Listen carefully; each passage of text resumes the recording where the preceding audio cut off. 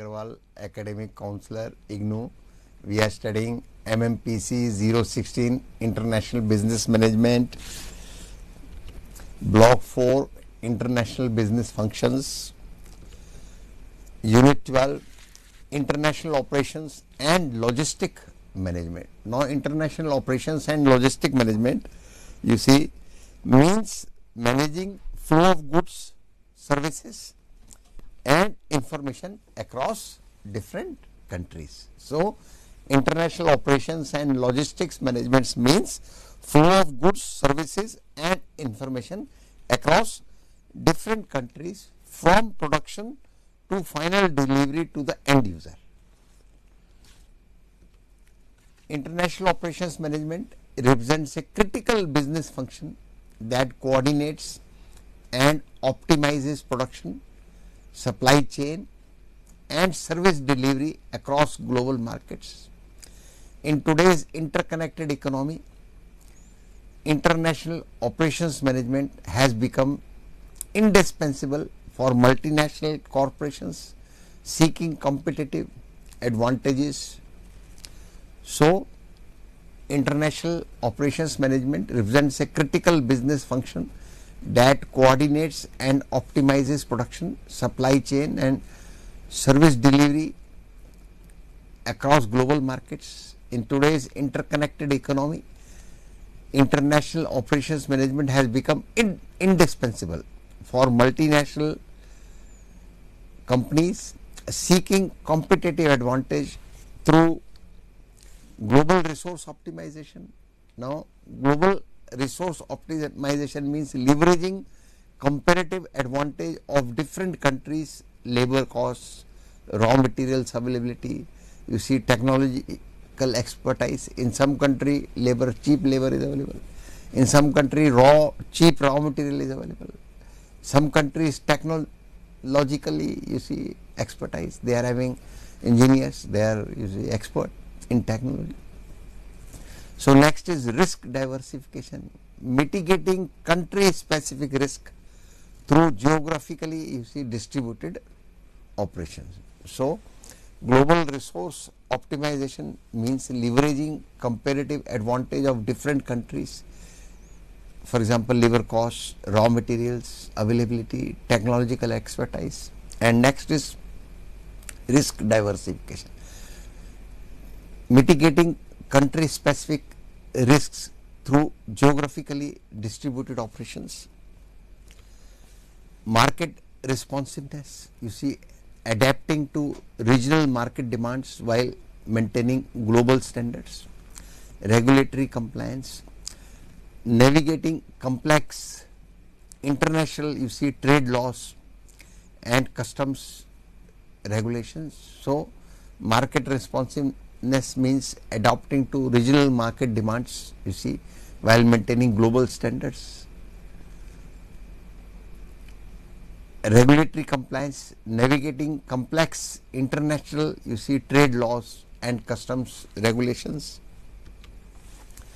The discipline has evolved significantly from traditional manufacturing management to encompass end-to-end supply chain coordination, digital transformation of operations, sustainability integration, crisis management capabilities. So, the discipline has evolved significantly from traditional manufacturing management to encompass end-to-end supply chain coordination, digital transformation of operations, sustainability integration, crisis management capabilities. Modern IOM integrates multiple dimensions, you see. First is strategic level, global footprint planning, make or buy decisions, technology transfer strategies, you see, foreign direct investment planning. So, under strategic level we see global footprint planning, make or buy decisions, you see, from where to manufacture, where, in which country and from which country to buy raw material, technology transfer strategies, you see, from where to get the technology, and then money, foreign direct investment planning. Next is tactical level, you see capacity planning across regions, then network optimization, supplier relationship management, risk mitigation strategies. You see how to reduce the risk. So, in the tactical level we see capacity planning across regions, network optimization, supplier relationship management, risk mitigation strategies. Under operational level we see day to day production scheduling. You see normally there are, you see in our country we have 3 shifts also, 8 hours 3 shifts. Then day to day production scheduling, quality control implementation. You see the quality should be, you see, a good quality. Then logistics coordination, you see how movement of goods, logistic coordination, movement of goods. Then continuous improvement, you see, programs. You see we have to improve day by day, we have to improve all our processes. So, under operational level we see day to day production scheduling, quality control implementation, logistic coordination, continuous improvement programs. Next is, you see, we see what are the advantages. Advantages are cost arbitrage, then special economic zones, then supplier ecosystem, then market profitability, then duty optimization. Now, under cost, you see arbitrage, leveraging wage differentials across geographies. You see in some country wages will be less, in some countries wages will be, you see, more. Under special economic zones, you see in, for example, in our, you see, country also, in UP they will say that this is special economic zone where taxes, you see, will be, you see, less. So, benefiting from tax incentives and infrastructure, government makes that area, you see, for industries only. Next is supplier ecosystem, you see, access to specialized component manufacturers. Next is market proximity, you see how far it is, you see, from the market. Reduced transportation, so transportation costs will reduce, reduced transportation costs and faster delivery, goods will reach to the market fast, and transportation costs will be, you see, less if the factory, if the unit is near the market. The next is duty optimization, you see, utilizing free trade, you see, agreements. Now we come on real, you see, word examples are for cost arbitrage. Example is, you see, Apple's 14-hour, you see, labor cost in US versus 3 hour in China. Then special economic zones, you see, Mexico's, you see, Macle-Dora program. Then third is supplier ecosystems, you see, German auto industry, you see, cluster. Fourth is market proximity, Tesla's, you see, Berlin giga factory. Then last is, you see, duty optimization, Asian free trade, you see, area. Now key considerations are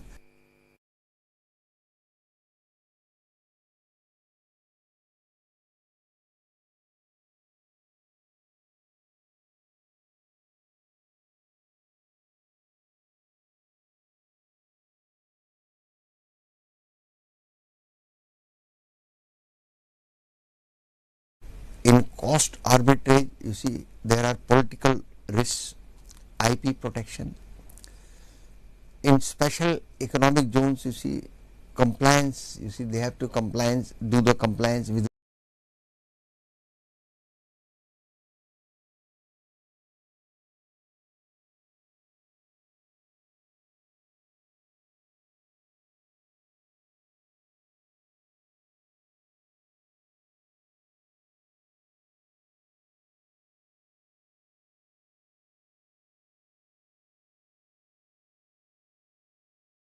total quality management, ensuring consistent product quality.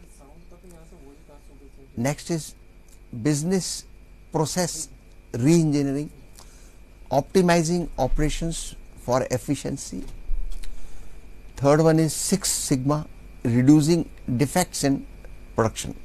So, under the key aspects in IOM are, you see, total quality management, ensuring consistent product quality, business process reengineering, optimizing operations for efficiency, Six Sigma, reducing defects in production.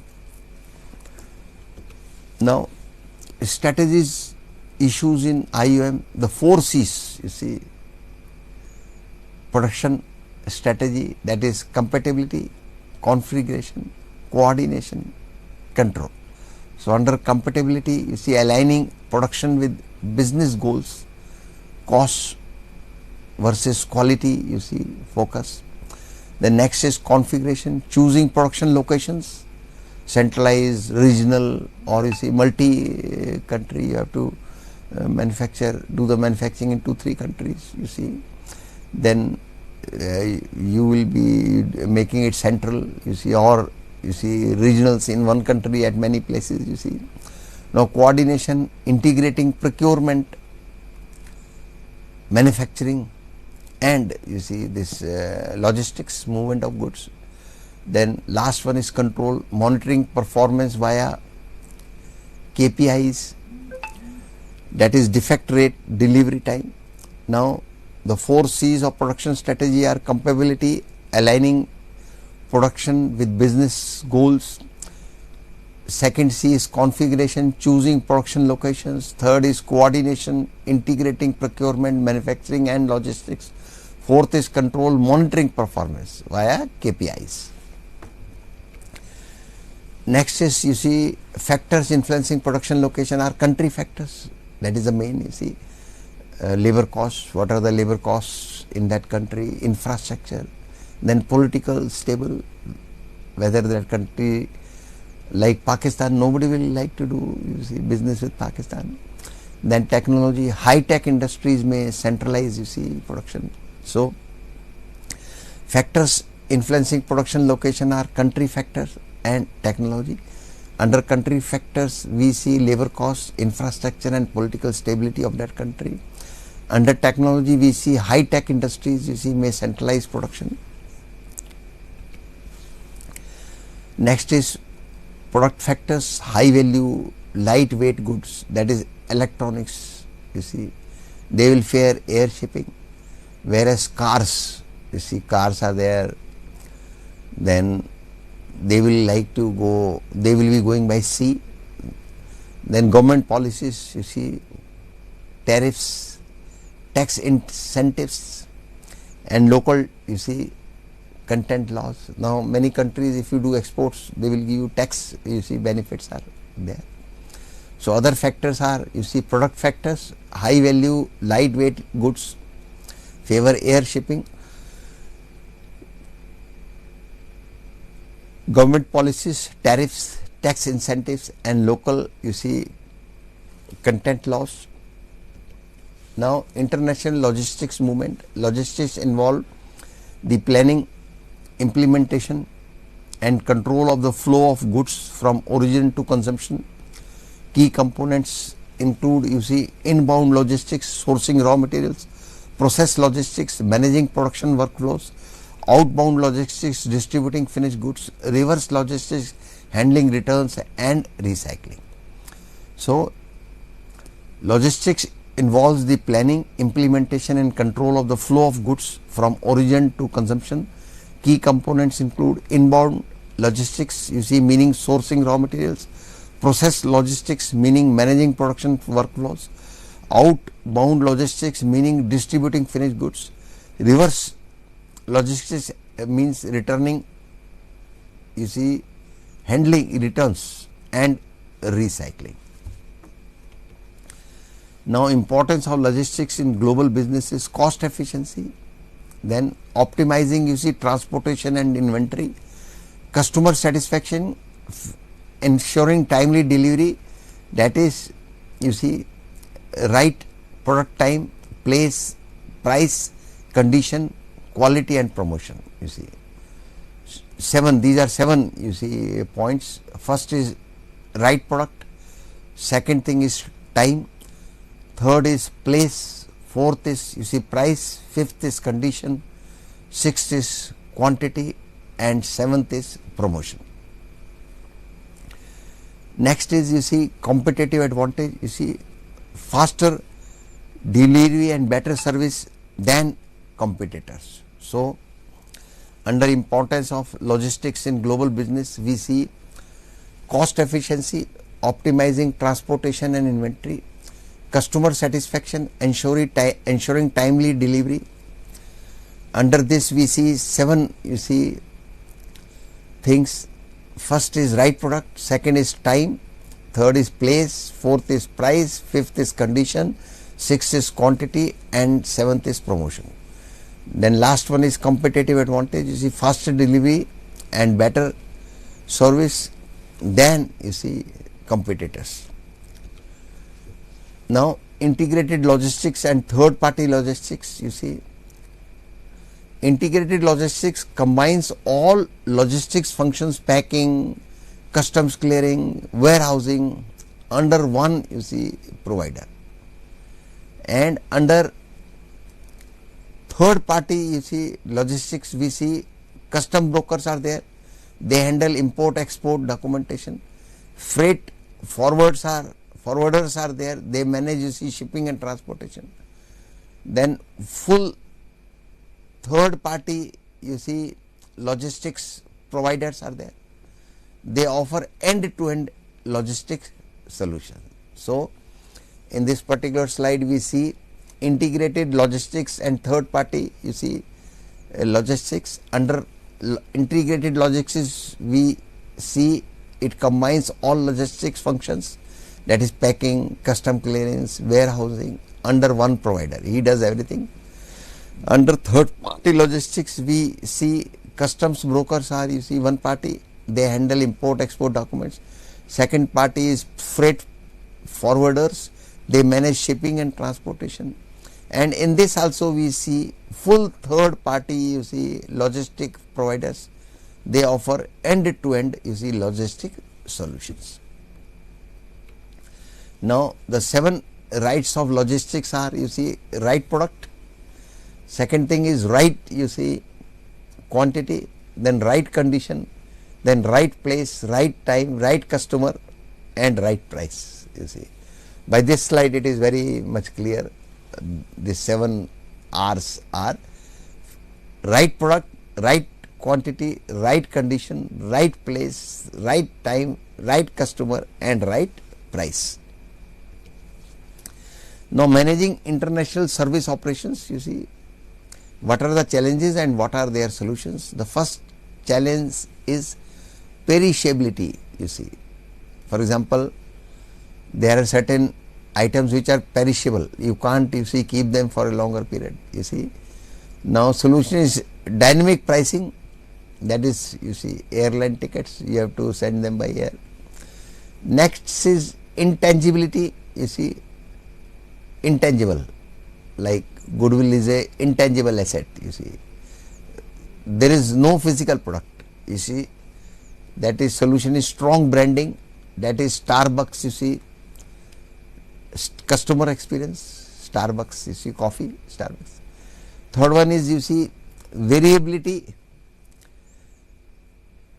inconsistent service, you see quality, you see solution is staff training and SOPs, that is you see they have given the example of McDonald here. So managing operation, managing international service operations, you see there are challenges and there are solutions also for those challenges. The first challenge is perishability, the solution is you see air by air, you know, you can send the goods by air. Dynamic pricing. Second is intangibility, you see the solution is strong you see branding. Third is you see variability, you see here you have to train your staff, you see staff training and SOPs. Customer centric services strategies are you see convenience, online booking, mobile apps, responsiveness, you see quick customer support, that is Amazon's 24/7 help, personalization, tailored recommendation, that is Netflix, you see. So under customer centric services strategies we see convenience, online booking, mobile apps, we see responsiveness, quick customer support, that is Amazon's 24/7 help, Third is personalization, tailored recommendations, that is Netflix. International retailing, you see, post-pandemic retail trends, you see, are e-commerce growth, online shopping dominate, that is Amazon, Alibaba. Hybrid retail, you see, combining physical stores with digital sales. Third one is supply chain resilience, you see, reducing dependency on single, you see, suppliers.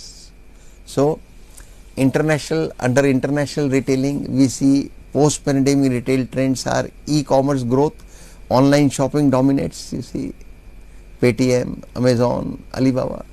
Hybrid retail, combining physical stores with digital sales. Then supply chain resilience, you see, reducing dependency on single, you see, suppliers.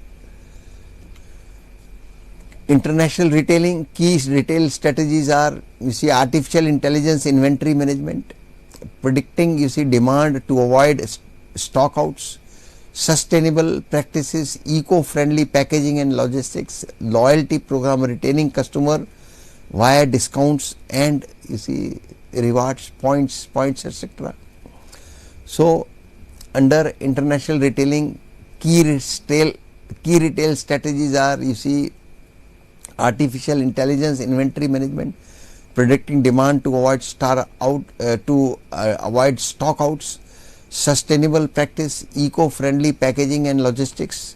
Third is loyalty program, retaining customers via discounts and, you see, rewards. International supply chain management, you see, international supply chain management coordinates materials, information and, you see, funds from suppliers to consumers. Components include procurement, production, distribution and reverse logistics. Technology integration, artificial intelligence, IoT, blockchain and real time, you see, tracking. So, under international supply chain, you see, management, we see international supply chain management coordinates materials, information and funds from suppliers to, you see, consumers. Components include procurement, production, distribution and reverse logistics. Technology integration, artificial intelligence, IoT, blockchain or real time, you see, trackings. Now, supply chain models, you see, model and focus. Model is, you see, supply chain operations reference, measures end-to-end performance. Next is global supply chain forum. It emphasizes cross-functional collaboration. So, model and focus we see under supply chain models. So, model is supply chain operations reference, focus, it will focus on, it measures end-to-end performance. The next is global supply chain forum, you see, it focuses on, it emphasizes cross-functional collaboration. Now, technology in supply chain management, you see, first is blockchain, then IoT sensors, then artificial intelligence forecasting. So, under blockchain, it secures transparent transactions. IoT sensors, real time tracking of, you see, shipments. Then artificial intelligence forecasting, predicting demand fluctuations, that is Walmart's, you see, inventory system. So, technology in supply chain management is, you see, blockchain technology, IoT sensors, then artificial intelligence forecasting. Under blockchain, you see, it's secure transparent transactions, IoT sensors, real time tracking of, you see, shipments. Then artificial intelligence forecasting, predicting demand fluctuations, that is Walmart's, you see, inventory system. Now, IOM integrates global production, logistics and services for efficiency. Logistics relies on 3PL, you see, providers and follow the 7 R's for success. Retailers must adopt hybrid models and artificial intelligence driven inventory, you see, systems. Supply chain management technologies, you see, artificial intelligence, blockchain, improve transparency and reduce, you see, costs. So, in this particular chapter we saw, you see, international Operations and logistic management means managing the flow of goods, services and information across different countries. From production to final delivery to customers, it includes deciding where to produce goods, in which country, transporting goods between countries, storing, packaging, distributing them efficiently and economically. Key components are global sourcing, production and operations, transportation and shipping, warehousing and inventory management, customs and documentation. Then challenges in international logistics are long distances and delays, currency fluctuations, political or trade restrictions, then different transportation standards or infrastructure. So, for example, Coca-Cola's international logistics, the company sources ingredients globally, produces syrup in main centers and distributes it to local bottling plants in various countries, ensuring consistency and efficiency worldwide. The taste is same, consistent all over the world. Now we come on the next chapter, that is international human resource management. Human resource HRM we have studied earlier, but now this is international HRM, international human resource management. What is the meaning of HRM? International human resource management means managing employees working in different countries and cultures. Different countries they are working, and cultures naturally they are different cultures they are working under different cultures. So managing them, that is international human resource management. It includes recruiting, training, compensating and managing performance of staff across international locations. Then it's more complex than domestic HRM because it deals with different languages, then different laws, every country is having its own laws, and different cultural values. Cultural values are also different. Now we come on the slide, international terms and definition. International human resource management, how we define it: activities to utilize human resources across global operations. Then expatriate, an employee working outside their home country. Suppose you are an Indian, now they have sent you abroad, they have sent you to America for doing the job, your company has sent you America. Now 4C's model focuses on commitment, competence, congruence and cost effectiveness. Next term is ethnocentric approach. PCNs hold key positions in foreign operations.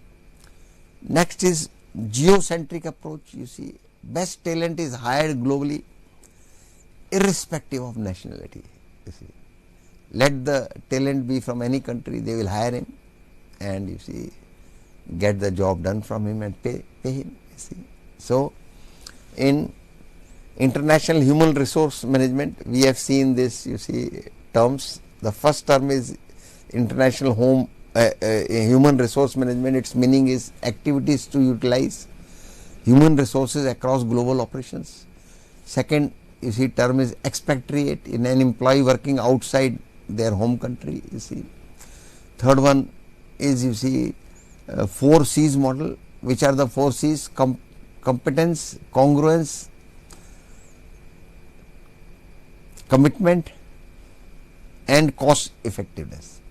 Next is ethnocentric approach. PCNs hold key positions in foreign operations. Then geocentric approach, best talent is hired globally irrespective of their nationality. International human resource management plays a pivotal role in ensuring organizational competitiveness and productivity, especially for firms engaged in international business. As businesses expand globally, managing a diverse workforce becomes increasingly complex. Suppose you are manufacturing steel in 3-4 countries, so now you are having staff, local staff you have hired also, and some staff also goes from your parent country, you see, from where your head office is. So you have to do lot of efforts for controlling all these, you see, work of output of all these 3-4 countries. So international human resource management, you see, plays a pivotal role in ensuring organizational competitiveness and productivity, especially for firms engaged in international business. As business expand globally, managing a diverse workforce become, you see, increasingly complex. Human resource managers must navigate, you see, cultural differences, legal, you see, frameworks and varying business practices across countries. International human resource management is essential for firms relocating operations to leverage advantages in scale, scope, systems and synergy, you see. Suppose raw material is available, you see, cheap in one country, you see, they will buy raw material from there. Labor is, you see, available in cheap in one country, they will try to manufacture, you see, in that country, like that. So human resource managers must navigate cultural, you see, differences, legal frameworks and varying business practices across countries.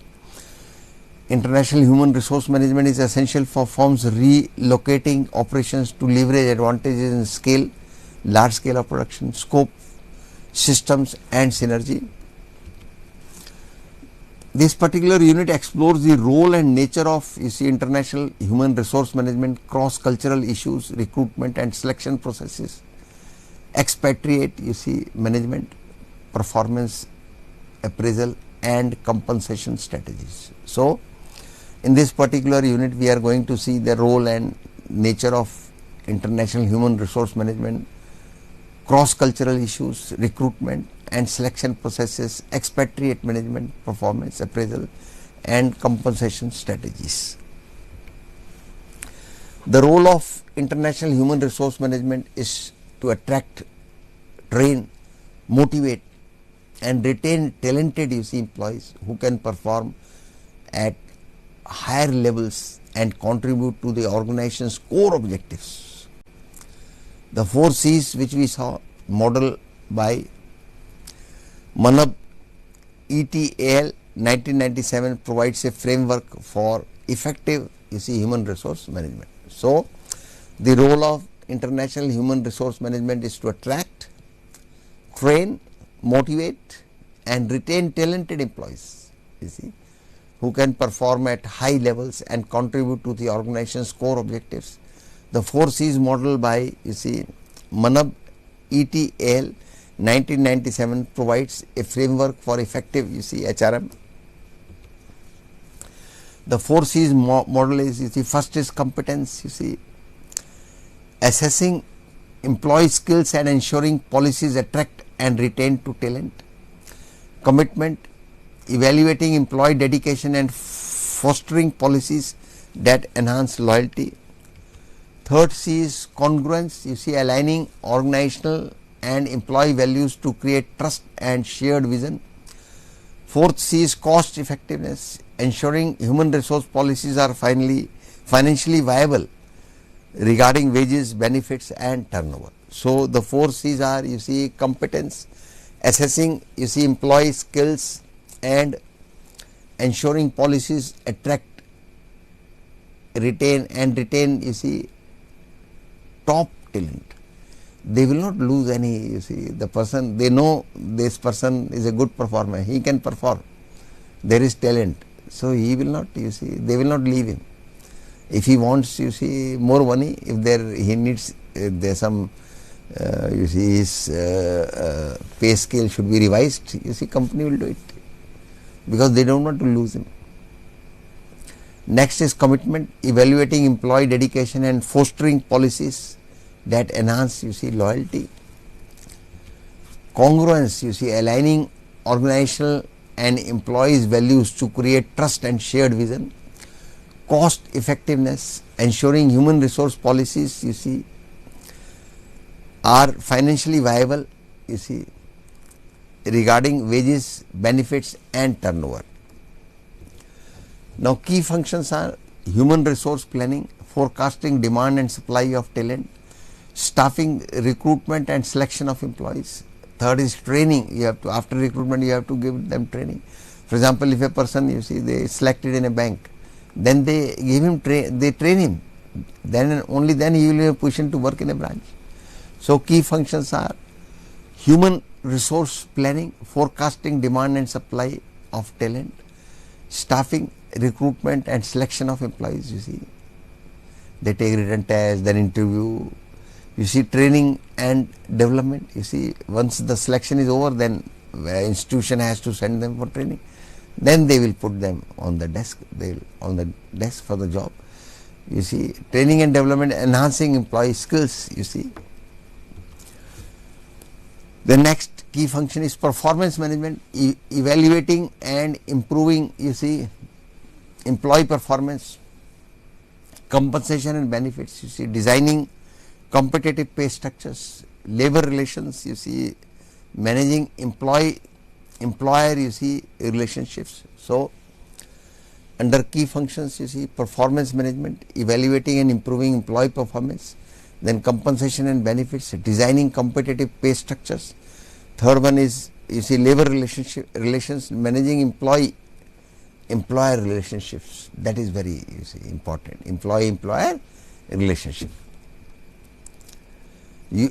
Now you see, sometimes you see, will give you one small example. You see, this J.R.D. Tata, once, you see, he went to his, you see, factory in Jamshedpur, and you see, labor, they were saying J.R.D. Tata ki jai ho, J.R.D. Tata ki jai ho. But he said, no, not J.R.D. Tata ki jai ho, but employees, workers ki jai ho. You see, so if you treat the workers nicely, naturally, if you think that it is their, you see, own workshop, it is their own, you see, factory, if you treat them nicely, output will be good, results are going to be good, there will not be any strikes, and workers will be satisfied, and they will also work with, you see, happiness. Next is, you see, Morgan's model of international human resource management highlights three dimensions. The first dimension is HR activities, you see, procurement, allocation and utilization. Next is country categories, you see, host country, home country and other countries. Third one is employee types, you see, host country nationals, parent country, you see, nationals, and third country national. So Morgan's model of international human resource management highlights three dimensions. The first is human resource activities. The procurement, you see, it does the procurement, allocation and utilization. Country categories, you see, host country, home country and other countries. Then employee types, whether the host country nationals, parent country nationals and third country nationals. Cross-cultural issues in, you see, international human resource management. Culture defined as, you see, social norms and behaviors significantly impacts, you see, international human resource management. Key cultural elements include, you see, first is language. It facilitates understanding of local expectations and legal, you see, documents. Second one is religion, you see, influences, you see, work schedules and practices. Third is etiquettes, you see, shapes social and business interactions. Fourth one is negotiation, requires, you see, alignment with cultural communication styles. So we have seen, you see, cultural elements, four cultural elements. Language, it facilitates understanding of local expectations and legal, you see, documents. Next is religion, it influences work schedule and practices. Third one is etiquettes, it shapes social and business interactions. Fourth one is negotiation, it requires alignment with cultural, you see, communication styles. Now cross-cultural perspectives are, you see, Japanese culture, Western culture, developing countries. Now Japanese culture emphasizes collective responsibility and consensus based, you see, decision making. Western culture focuses on individualism and quick decision making. Then developing countries you see often favor authoritarian leadership and low salary you see differentiation. So cross cultural perspectives are you see, first is Japanese culture, it emphasizes collective responsibility and consensus you see based decision making. Next is Western culture, it focuses on individualism and you see quick decision making. Third one is developing countries, see it often favors authoritarian leadership and low salary you see differentiation. Now managing cultural diversity strategies are strong top management support, diversity training and language you see programs, flexible work arrangements, that is telecommunicating.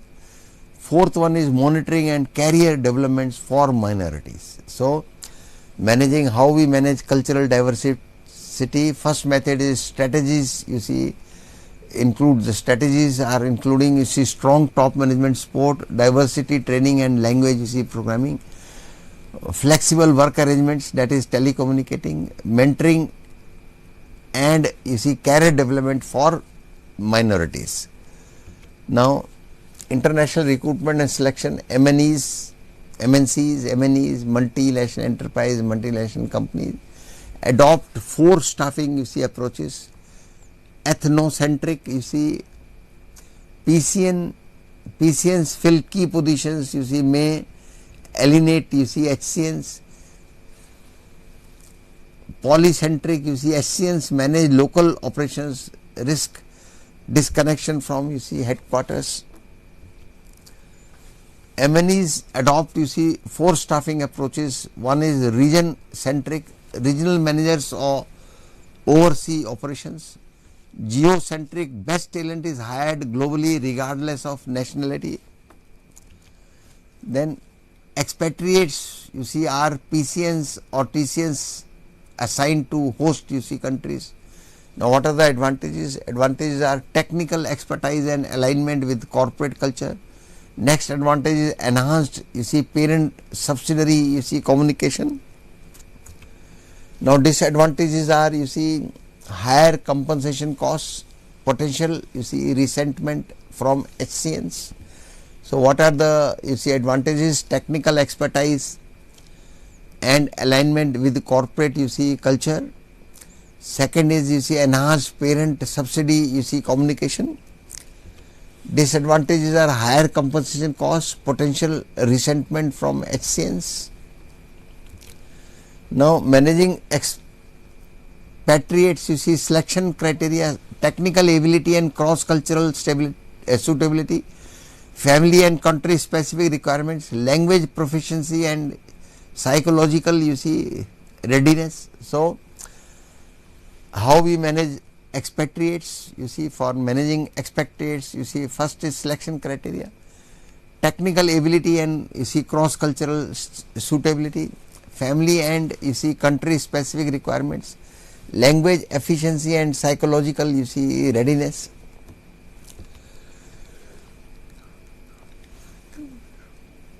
Next is expatriate training and development you see, training minimizes cultural shock and prepares you see employees for international assignments.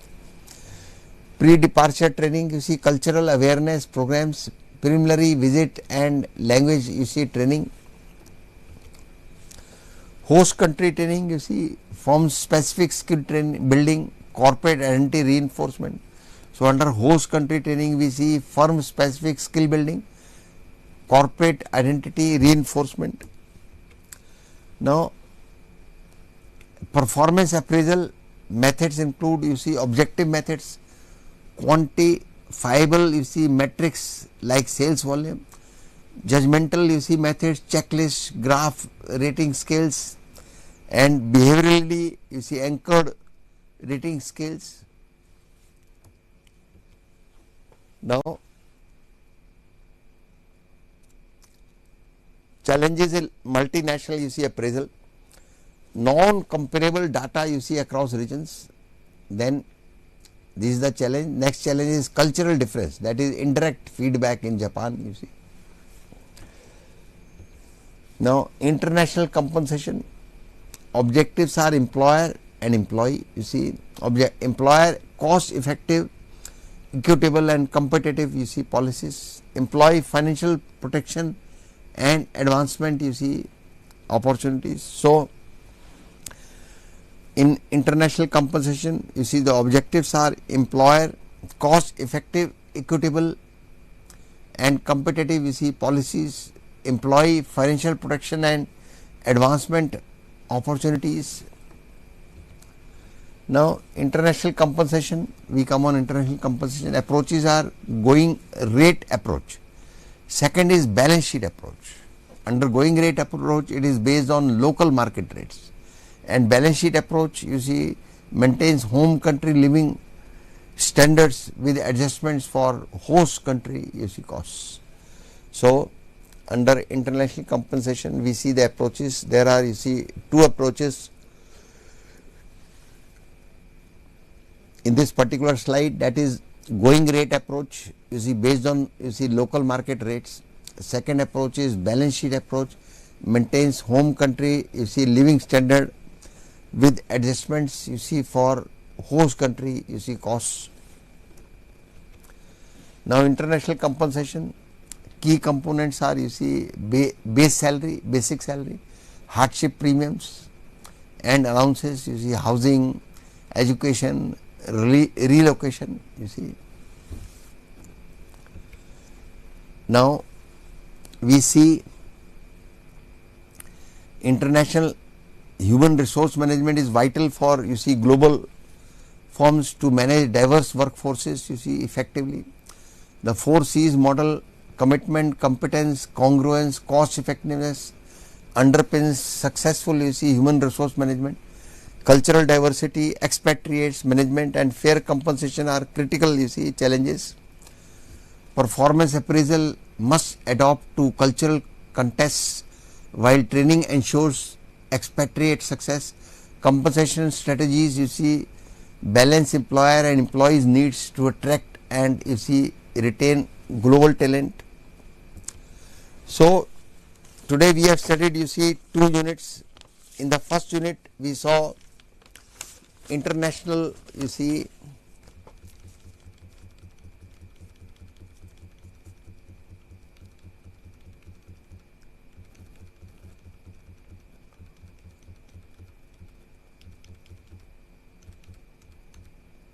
in the first unit we saw international operations and logistics, you see, management.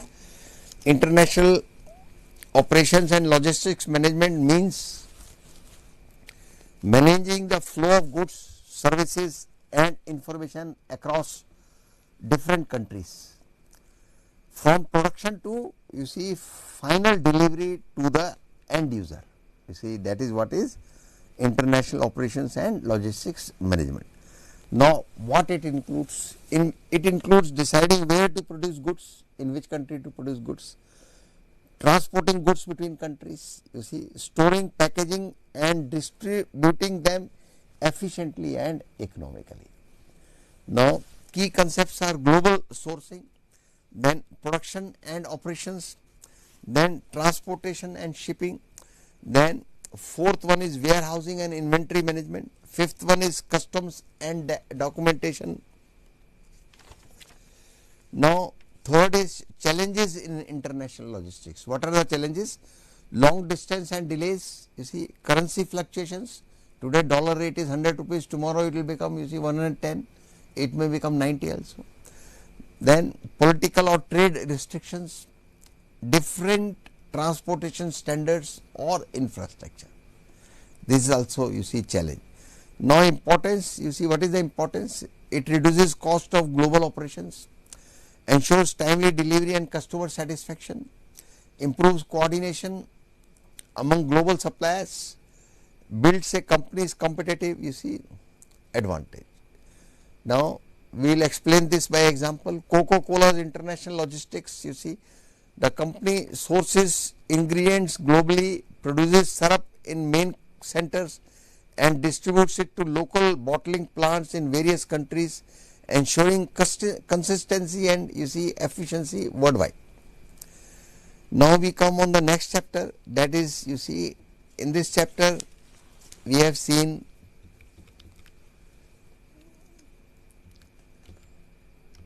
international resource optimization, risk diversification, market responsiveness, regulatory compliance,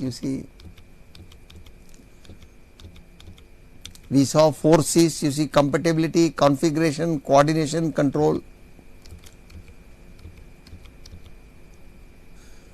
Then we saw 7 R's of logistics: right product, right quantity, right condition, right place, right time, right customer and right price.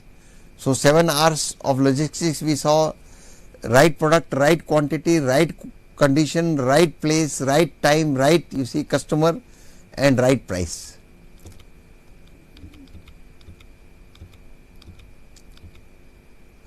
Then we saw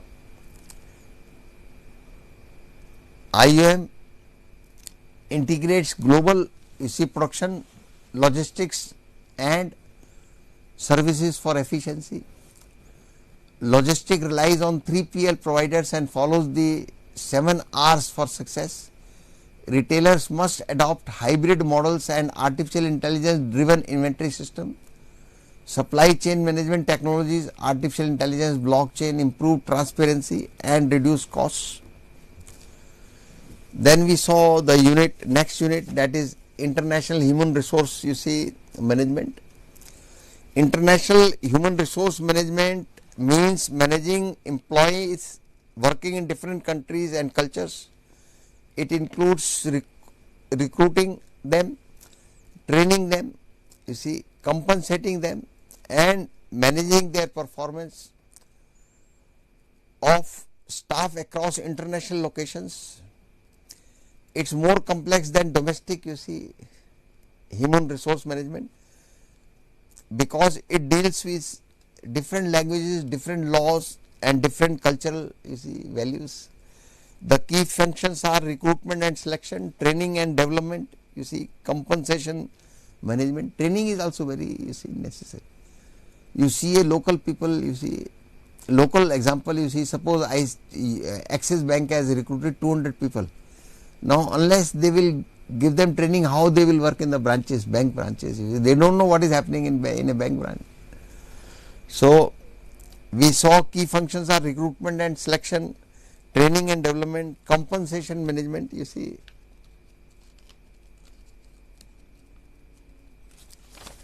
Then next key function is performance appraisal, then cross cultural management and then repatriation. Now what are the challenges of IHRM?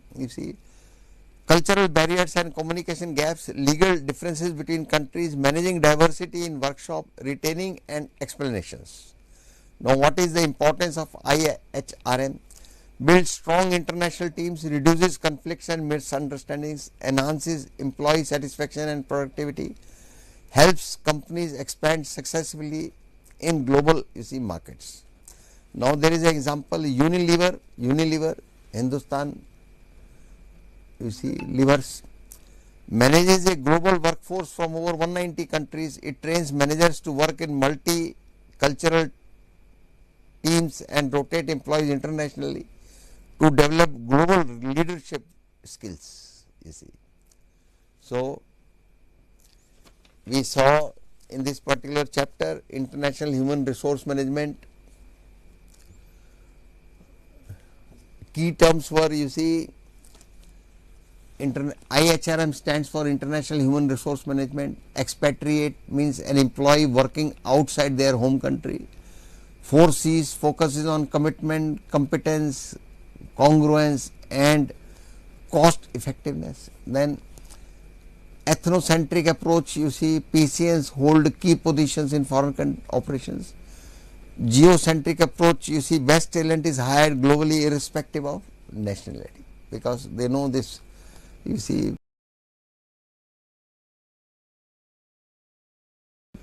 Now next we saw introduction to IHRM.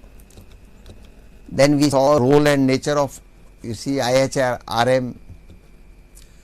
Then again 4 C's we have already discussed. Then key functions are human resource planning, staffing and training and development. The next key function is performance management, compensation and benefit Then labor relations. Many companies for employees, they will have say holiday homes, they can go on vacations, their office pays for them. Similarly for they will give petrol charges for car, many incentives they give. So key functions are performance management, compensation, benefit, labor relations.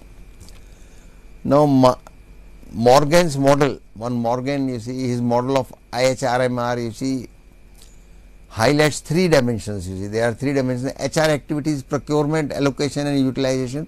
This is Morgan's model. Country categories: host country, home country and other countries. Employee types host country nationals, parent country nationals and third country nationals. He has classified like this. Now we studied then cross cultural issues in international human resource management. The elements include language, in the word different languages, different people, different language. Then religion, they believe in what is their religion. Then etiquettes, manners, etc. Then negotiation. Now cross cultural perspectives are Japanese culture, emphasize collective responsibility and consensus based decision making. Western culture focuses on individualism and quick decision making. Then developed countries, what is their cross culture, what are cross culture perspectives, often favor authority, leadership and low salary differentiation. Now strategies include strong top management support, diversity training and language programs, flexible work arrangements, mentoring and career development for minorities. Then we saw international recruitment and selection. Managing expatriates, we saw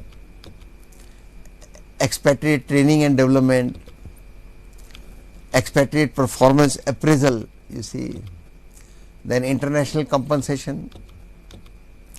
Then we saw the summary, in the summary, international human resource management is vital for global firms to manage diverse workforces effectively.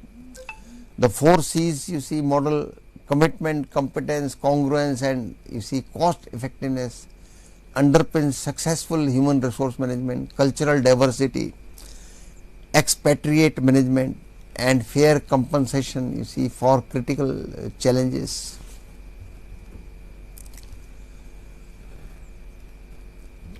Then we saw performance appraisal must adopt to cultural contents while training ensures expatriate success. Compensation strategies balance employer and employee needs to attract and retain global talent.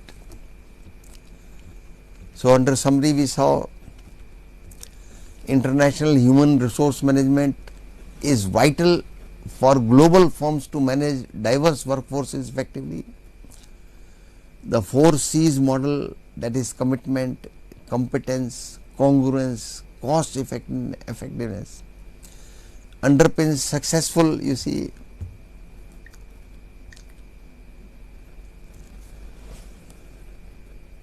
human resource management, cultural diversity, expatriate management and fair compensation are critical challenges. Now performance appraisal must adopt to cultural contexts while training ensures expatriate success. Compensation strategies balance employer and employee needs to attract and retain, you see, global talent. So we have, you see, done 2 chapters in this particular class. You see, first is international operations and logistic management.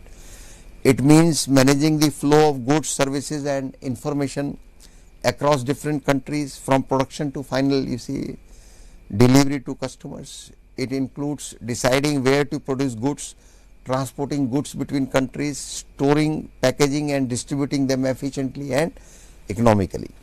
Then in the next chapter we studied, you see, international human resource management, meaning international human resource management means managing employees working in, you see, different countries and cultures. Naturally, different cultures will be there in different countries. It includes recruiting, training, compensating and managing performance of staff, you see, across international locations. So we are closing this particular session. Thank you very much.